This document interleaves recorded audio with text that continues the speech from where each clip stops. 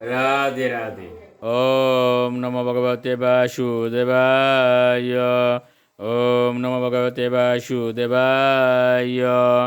ওম নমো ভগবতে বাসুদেবায়। শ্রীমদ্ ভাগবত তৃতীয় স্কন্দ স্থানম সৃষ্টি স্থিতি পঞ্চবিংশতি অধ্যায় ভগবদ্ভক্তির মহিমা। শ্লোক ৩৪।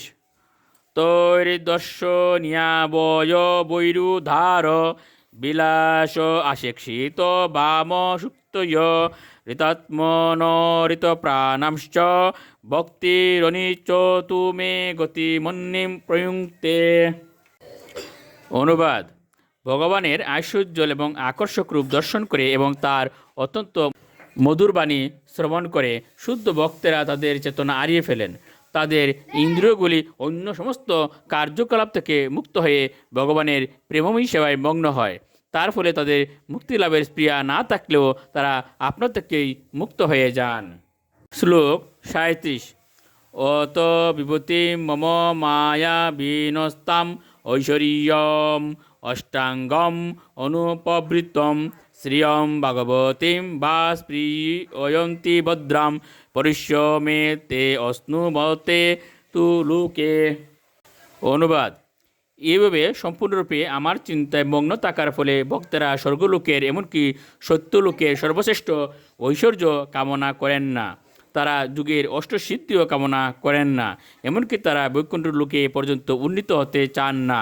কিন্তু সেগুলি না চাইলেও এই জীবনেই তারা সমস্ত ভাগবতী সম্পদ ভোগ করেন।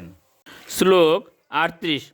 ন কর্হিচিৎ মৎপরা শান্তরূপে নক্ষন্তি নু মে অনিমিষু লেরি এতিয় ইয়েষাম অহম প্রিয় আত্মা সুতশ্চ সকা গৃহ সুহৃদ দৈবমিষ্টম। অনুবাদ: ভগবান বলেন, হে মাতো, ভক্তেরা যে দিব্য ঐশ্বর্য লাভ করেন তা কখনো নষ্ট হয় না। কোনো রকম অস্ত্র এমনকি কালচক্র সেই ঐশ্বর্য বিনষ্ট করতে পারে না। যেহেতু ভক্তেরা আমাকে তাদের সখা, আত্মীয়, পুত্র, গুরু, সুহৃদ এবং ইষ্ট দেবতা বলে গ্রহণ করেন, তাই তাদের ঐশ্বর্য থেকে তারা কখনো বঞ্চিত হন না। শ্লোক ৩৯ ও ৪০।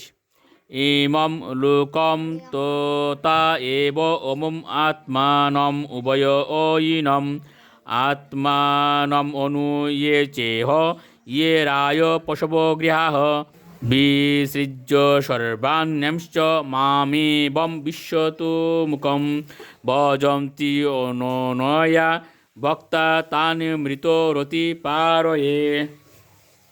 অনুবাদ: যারা ইহলোকে ধন সম্পদ, সন্তান সন্ততি, পশু, গৃহ অথবা দেহের সঙ্গে সম্পর্কিত সমস্ত বস্তু এমনকি স্বর্গলোকে উন্নীত হওয়ার বাসনা পর্যন্ত পরিত্যাগ করে অনন্য ভক্তি সহকারে সর্বব্যাপ্ত বিশ্বেশ্বর আমাকে ভজনা করে আমি তাদের সংসার সমুদ্রের পরপারে নিয়ে যাই।